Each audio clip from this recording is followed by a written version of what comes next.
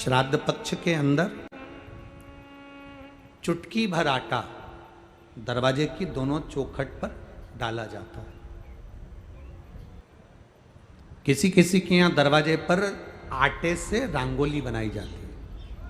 कहीं देखिए आप लोगों ने कि नहीं देखी? स्मरण में होगा किसी के। दरवाजे पर आटा डाला जाता है, वो देव पितर के भाव से डाला जाता है। जिस बेटे बेटी का मंगल विवाह नहीं हो रहा हो, शुभ कार्य की सूचना नहीं आ रही हो, बहुत दिनों से एक फाइल कहीं लगी हुई है, अटकी हुई है, नहीं काम हो रहा, हम उनसे कहेंगे ये जो 16 दिन श्राद्ध के हैं, जितने दिन निकल गए, जितने दिन बचे हैं उन दिन में आपके दरवाजे के बाहर एक चुटकी घर से आटा लाकर चौखट के इस ओर चौखट के उस ओर दोनों जगह चुटकी भर आटे को डालना प्रारंभ करो। 16 दिन श्राद्ध के पूर्ण हो। जब अमावस्या आए, किसी जलाशय, सरोवर, तालाब, बावड़ी, कुआं, उसके पास में घी का दिया लगाकर आना, बाबा से प्रार्थना कर कर आना। केवल 22 से 24 दिन निकलते हैं और घर में कोई शुभ कार्य की सूचना आना प्रारंभ हो जाती है। वो देव पितर का, वो कार्य देव पितर का। वो देव पितर किस तरह से करेगा? बेटे की शादी, बेटी की शादी, हम कहें किसी के 42 साल भी अगर उम्र हो गई है, 40 साल, 42 साल, 35 साल, 38 साल, शादी नहीं हो रही तो कर कर देखना, एक बार बाबा से प्रार्थना कर कर देखना। देव पितर का कार्य क्या है? घर में शुभ कार्य को करवाना, घर में अच्छी चीजें लाना, गर्भ में जो बच्चा है उस बच्चे को शरीर पूरा देना, ये देव पितर का कार्य है। पितृदेव और देव पितर में बहुत अंतर है, बहुत अंतर। एक चुटकी आटा,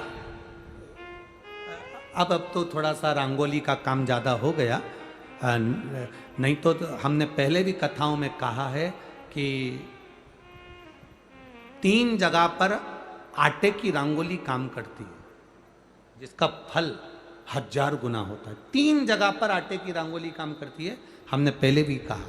पहला, पितरों की पूजन हो रही हो, पितरों का पाटा भरा रहा हो, पितरों के लिए जोत लग रही हो, पितरों के लिए या अन्य स्थान पर कहीं पूजन हो, तो वहाँ पर आटे की रंगोली काम आती है। वहाँ पर रंग बिरंगी या पत्थर की रंगोली नहीं, मिट्टी की रंगोली नहीं, आटे की रंगोली काम आती है। दूसरे नंबर पर, तुम्हारे घर में यज्ञ हो रहा हो, घर के बाहर यज्ञ हो रहा हो, यज्ञ चल रहा हो, उस यज्ञ में 3 परिधियां बनती हैं ब्रह्मा विष्णु महेश की। देखिए आप लोगों ने, यज्ञ कुंड जो बनाया जाता है, उस यज्ञ कुंड पर पत्थर की रंगोली नहीं, मिट्टी की रंगोली नहीं, आटे की रंगोली डलना चाहिए। ये पहले डलती थी, अब लोगों ने फैशन में दूसरी डालना प्रारंभ कर दी। आटे की रंगोली डली होती है जब हम साकल्य छोड़ते हैं, अग्नि को जब हम साकल्य देते हैं, तो जिस आटे की रंगोली उस पर बनी होती है, तो हमारी जो साकल्य छोड़ी जाती है उसमें से एक अंश भाग हमारे पितरों के खाते में चला जाता है, जिससे पितरों की मुक्ति प्राप्त हो जाती है। तीसरा, आटे की रंगोली तीसरी, घर में शादी हो रही हो, मंडप बंधा हो, उस मंडप के नीचे जब पूजन हो रही हो, उस समय पर पत्थर की या मिट्टी की रंगोली नहीं। अगर पंडित पूजन करा रहे हैं या मंडप की पूजन हो रही है, जिसके नीचे लड़का लड़की की भांवर होगी, दूल्हा बैठेगा, दुल्हन बैठेगी, वहां मिट्टी की रंगोली या पत्थर की रंगोली नहीं, उस जगह पर आटे की, हल्दी की रंगोली डाली जाती है। अब आपके यहाँ डालते कि नहीं डालते पता नहीं, पर हमारे यहाँ शास्त्र रीति कहती है ये 3 जगह की जो रंगोलियाँ हैं, ये हमको आटे की रंगोली डलने से, क्यों? शादी के मंडप में पत्थर की रंगोली या मिट्टी की रंगोली क्यों नहीं डाली जाती? शादी के मंडप में यहाँ दूल्हा दुल्हन की शादी होती है, वहाँ पंडित जी भी आटे की रंगोली डाल देते हैं, घर की बहन बेटियाँ आटे की रंगोली डाल देती है। उसका कारण क्या होता है? जिसकी शादी में मंडप के नीचे आटे की रंगोली डलती है, वहाँ पितरों को निमंत्रण नहीं देने की जरूरत पड़ती। वहाँ पितर उस वर कन्या को आशीर्वाद देते हैं, जिससे उनका वंश बढ़ता है, वंश रुकता नहीं। और ये निश्चित है, जिसकी शादी में, जिसके विवाह में आटे की रंगोली डलकर भांवर हुई होगी, उसके घर में संतान सुख रुक नहीं सकता, उसके यहाँ संतान का सुख होता ही है। जिसके यहाँ आजकल ये पत्थर रंगोली डाल देते हैं, डाल दिया और कह दिया बस, क्योंकि आजकल फैशन में तो दुनिया जी रही है, तो वो आटे की रंगोली कौन डाले, तो वो फैशन में चल गया। तो संतान की प्राप्ति में भी थोड़ा सा, अब तुम देखो पहले का समय आज का समय कितना अंतर है महाराज।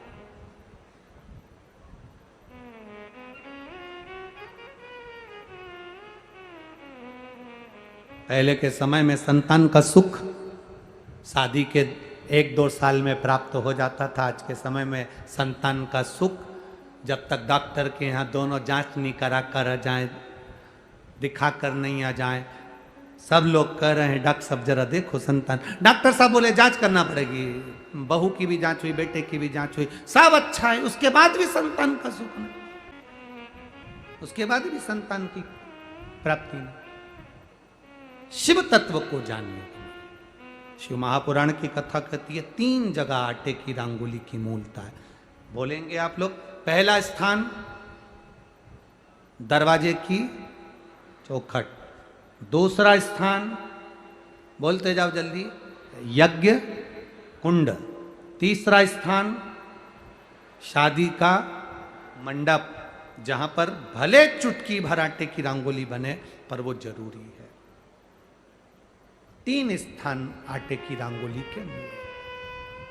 ये उसी तरह है जैसे तुम्हारे दरवाजे पर तुम मोती की बंदरवाल लगा लो, चमकदार बंदरवाल लगा लो, हाथ से बनी हुई बंदरवाल लगा लो, पर जब तक तुम आम के पत्ते की बंदरवाल नहीं लगाते तब तक घर में लक्ष्मी का प्रवेश नहीं होता है।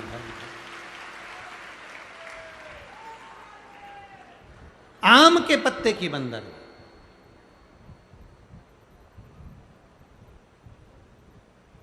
कहा गुरुजी आम के पत्ते की क्यों? तो शास्त्र कहता है, शिव महापुराण में उमाखंड कह रहा है, कामदेव आम के पल्लव में छुपकर बाण मार रहे थे। कहां छुपे थे?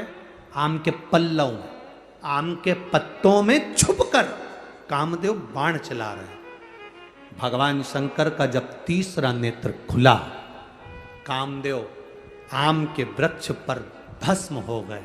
आम का वृक्ष जलने लगा, आम के पत्तों में अग्नि प्रकट होने लगी।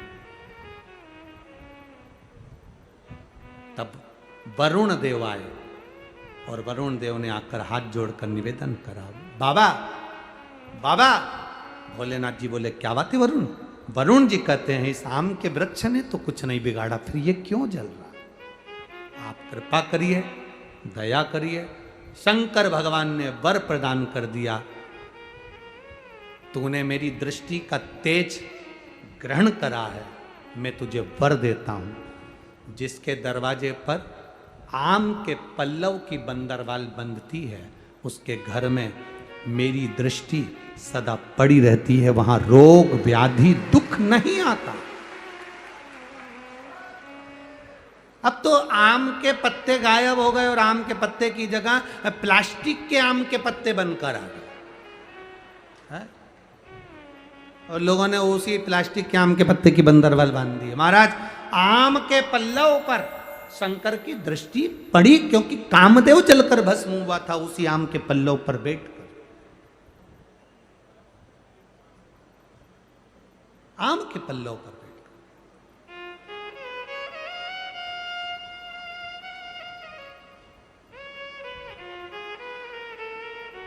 महाराज शिव कथा कर रही है, भगवान शंकर का संवाद कर रहा है, भगवान शंकर का स्मरण कर रहा है। जब सुप्रिया ने अपने पुत्र से कहा, वृषकेतु से कहा कि शिव भक्ति से भगवान शंकर को एक लोटा जल जब हम पितृपक्ष में भी समर्पित करते हैं तो हमारे पूर्वजों को वो जल प्राप्त होता है।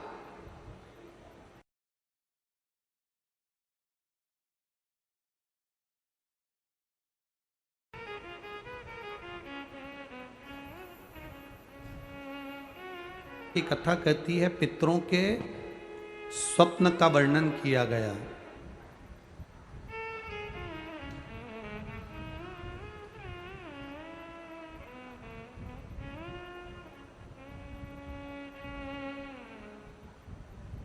शिव महापुराण में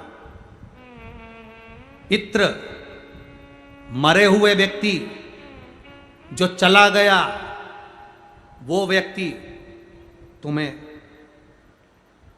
रोता हुआ नजर आ रहा है तो समझ लेना कि घर में कोई व्याधि, कोई तकलीफ, कोई कष्ट आने वाला है। पितृ अगर रोते दिख रहे हैं तो व्याधि, कष्ट आने वाला है। पितृ हंसते हुए नजर आ रहे हैं तो समझ लो कोई सुख की घड़ी हमारे यहां आने वाली। और पितृ स्वप्न में अगर कह रहे हैं कि मुझे भूख लग रही है, प्यास लग रही है, पानी पिला दो, भोजन करा दो, समझ लो घर में कोई बड़ी बीमारी प्रवेश करने वाली है।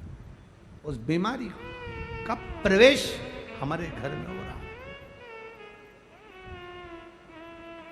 पितृ गए हुए जीव, पितृ घर में अगर भ्रमण करते नजर आ रहे हैं, पूरे घर में घूमते हुए नजर आ रहे हैं, छत पर, कमरे में, कक्ष पर, अपने परिंदे पर, रसोई घर में काम करते नजर आ रहे हैं, व्यापार में, व्यवसाय में पितृ भ्रमण करते, जो गया हुआ जीव है वो घूमता नजर आ रहा है, तो शिव महापुराण की कथा कहती है उस जीव को कुछ करने की जरूरत नहीं पड़ती।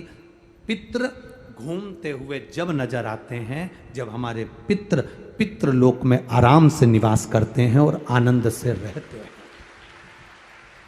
4 तरह के स्वप्न हैं, रोता हुआ देखना, हंसता हुआ देखना, भ्रमण करते हुए देखना, भूख और प्यास में व्याकुल देखना। इन चारों स्वप्न के लिए शिव महापुराण की कथा कहती है। ये 4 स्वप्न पितरों के, आप में से ऐसा नहीं कि कोई के सपने में नहीं आते। किसी को लगता है मेरे पीछे कोई आ रहा है, रात को एकदम सो रहे हो और सोते सोते भरचक नींद में सो रहे हो और एकदम तुम्हारी नींद चपट कर कोई स्वप्न देखते देखते या अचानक एकदम चटकार खुल जाए, समझ लेना कि कोई पितृ की कृपा आप पर हुई है, कोई अनहोनी होने वाली थी, इसलिए उसने जगा दिया, जगा कर तुमको चेता दिया। ये पितृ कृपा से